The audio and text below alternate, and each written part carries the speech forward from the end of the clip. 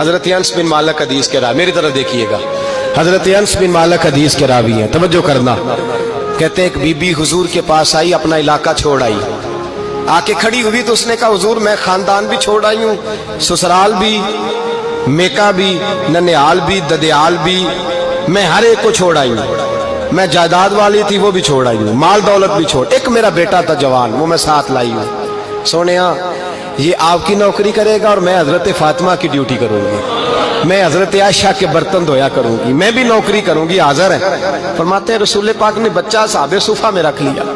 اصحاب صفہ میں، اور بی بی کو نبی پاک صلی اللہ علیہ وسلم نے عورتوں کے ساتھ متعین کیا۔ حضرت انس کہتے ہیں وہ نوجوان بڑا پیارا، بڑا میٹھا، بڑا دھیما، بڑا وفاشار، وہ سبق اچھی طرح یاد کرتا، وہ نماز دلچسپی سے پڑھتا، وہ حضور کی باتوں کو غور سے سنتا، وہ رسیلا، وہ سنجیدہ، وہ کم گو، وہ میٹھا، وہ پیارا۔ کہتے ہیں بڑی دلکشا طبیعت، اس کی مقناطیسی سی شخصیت، طبیعت کھنچی چلی جائے اس کی طرف، بڑا حسین و جمیل وہ نوجوان۔ اس ماں بیٹے کے تذکرے ہونے لگے کہ بڑی جائیدادیں چھوڑ کے آئے، بڑے مال والے، انہوں نے بڑی قربانی دی ہے، ہر رشتہ ناتا توڑ کے رب رسول سے یارانہ لگایا ہے، اللہ بڑا بے نیاز ہے۔ بچہ بیمار ہو گیا، شدید علیل ہوا۔ حضرت انس بن مالک فرماتے ہیں ہم قریب جا کے بیٹھے تیمارداری کرنے تو اتنا علیل ہوا کہ اس کا وجود کانپنے لگا۔ کہتے ہیں کچھ ہی دیر گزری تو اس نے کلمہ پڑھا، روح پرواز کر گئی، روح پرواز کر گئی، سننا روح پرواز کر گئی۔ کہتے ہیں نبی پاک صلی اللہ علیہ وسلم کو بلایا، حضور آئے تو آنکھوں میں آنسو۔ نبی پاک صلی اللہ علیہ وسلم نے سر پہ ہاتھ پھیرا اور پہلے حضور نے جملے ارشاد فرمایا تم غسل دو، کفن دو، میں خود اس کا جنازہ پڑھاؤں گا۔ پھر حضور نے فرمایا نہیں، اسے غسل نہیں دینا، ارادہ بدل گیا ہے، پروگرام تبدیل ہو گیا، اسے غسل نہیں دینا، کفن نہیں دینا۔ حضور کیا کرے؟ فرمایا اس کی اماں کو جا کے بتاؤ، یہ نہیں فرمایا بلا کے لاؤ، اماں کو جا کے بتاؤ۔ حضرت انس کہتے ہیں میں نے کوئی نرالا سے رنگ دیکھا، کوئی منفرد سا انداز دیکھا، ہمیں بھیج دیا اماں کو بلاؤ، اور خود نبی پاک اس کمرے سے نکل گئے اور حضور کے آنسو بھی یکدم خشک ہو گئے، مزاج بدل گیا، پریشانی بدل، اماں کو بلاؤ اس کی۔ پتہ نہیں ارادہ ہے محبوب کیا ہے، ارادہ ہے خدا کیا ہے۔ کہتے اس کی اماں کو جا کے خبر دی تو ماں کو تو بس کوئی اتنا بتا دے کہ بیٹا سائیکل سے گر گیا ہے،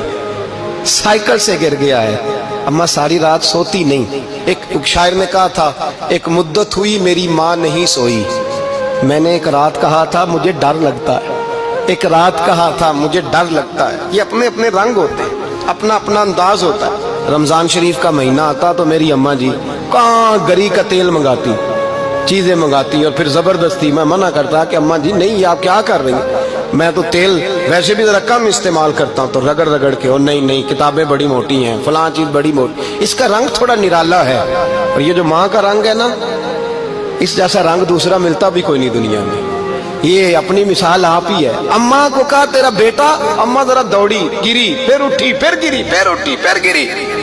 روتی ہوئی آئی۔ کہتے ہیں پیچھے وہ روئی،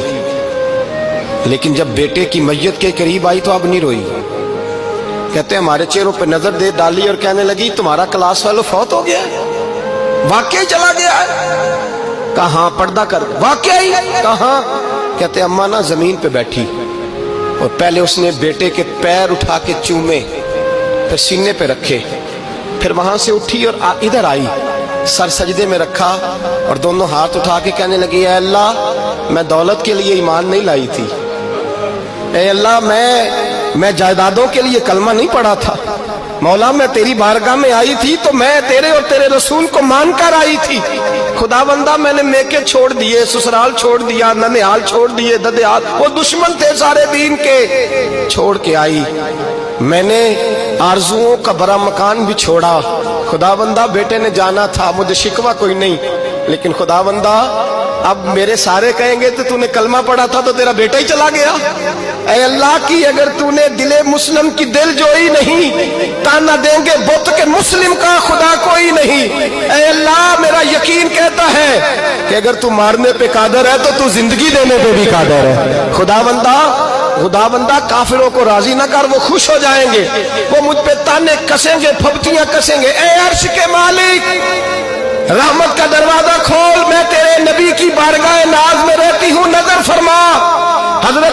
मालिक फरमाते हैं ईमान, यकीन और इस्तकामत के साथ उस ने जब दुआ मांगी तो हमने मस्जिद नबवी के सहन में अजीब नजारा देखा। एक माँ ने दुआ मांगी तो बेटा उठ के बैठ गया। कहते हैं बेटा उठ के बैठ गया, कलमा पढ़ तो वो उठ के बैठा, माँ ने सीने से लगाया और माँ और बेटा नारे लगाने लगे, लोगों सुनो, कुरान भी सच्चा, इस्लाम भी सच्चा, अल्लाह भी सच्चा, ये मस्जिद नबी सच्चों का घर, और सबसे बढ़ के अल्लाह का रसूल सच्चा, अल्लाह के रसूल सच्चे, महबूब सच्चे, मस्जिद में रहने वालों में सबसे बढ़कर सच्चे, रसूल कायनात सल्लल्लाहु अलैहि वसल्लम का दीन सच्चा। फरमाते रसूल पाक को खबर दी तो महबूब ने मुस्कुरा के फरमाया, मेरे रब की ताकतें बड़ी ज्यादा है, इन्नल्लाह अला कुल्लि शैइन कदीर, अल्लाह की ताकत बड़ी है। ईमान था, यकीन, इस्तकामत, बच्चा उठ के बैठ गया। हजरत अंस कहते हैं वो हुजूर के जमाने में भी हयात रहा, विसाले ज़ाहिरी के बाद हजरत अबू बकर के जमाने में भी मौजूद रहा, उमर के जमाने में भी मौजूद, हजरत उस्मान के जमाने में उसकी माँ का इंतकाल हुआ, उसने अम्मा को दफन किया और माँ के बड़े अरसे के बाद उसने पर्दा किया। जब हम उसकी तरफ देखते थे ना, देखते उसकी तरफ थे पर हमें उसकी अम्मा का ईमान याद आ जाता था, हमें यकीन, ओ भाई कभी तूने रब करीम की बारगाह में सर सजदे में रख के मांगा ही नहीं, तू कभी आया ही नहीं, वरना उसके दरवाजे से कोई खाली जा सकता, सवाल ही नहीं पैदा होता, कोई खाली जाए, कोई जाता ही नहीं, वो भेजता ही नहीं, उसका अंदाज ही नहीं, उसका ये करीमाना अंदाज ही नहीं, वो भेजता ही नहीं, वो तो नवाज देता है। ईमान, यकीन, इस्तकामत अपनाइए, ओढ़िए अपनी जिंदगी में, अल्लाह तबारक व तआला के साथ जुड़िए। ये दुनियादारों के साथ हम ताल्लुक जोड़ के रखते हैं, कभी SMS, कभी टेलीफोन, कभी ईद पे मुबारकबाद, कभी फलां जगह, दुनियादारों से जोड़ के रहते हो, खुदा से जुड़ के रहो। कभी फजर में जुड़ जाओ, कभी जोर में जुड़ जाओ, कभी तिलावत में जुड़ जाओ, कभी दुरूद और सलाम की वजह से रब करीम के साथ ताल्लुक बनाओ, कभी रमजान में, कभी ईमान में, कभी हज में, कभी उम्रे में, कभी किसी गरीब की मदद में, कभी किसी लाचार की मदद में, कभी बेकस की मदद में, कभी मजबूर की मदद। जुड़ जाओ अल्लाह तबारक व तआला के साथ, मजबूत ईमान, मजबूत कुव्वत पैदा करो, तवानाइयां हासिल करो, अपने अंदर खूबी पैदा करो। मेरे भाई याद रखें, ईमान मजबूत होता है तो अल्लाह अर्श से मदद नाज़िल फरमाता है, और जब ईमान कमजोर होता है तो जो मदद पास होती है वो भी छिन जाती है।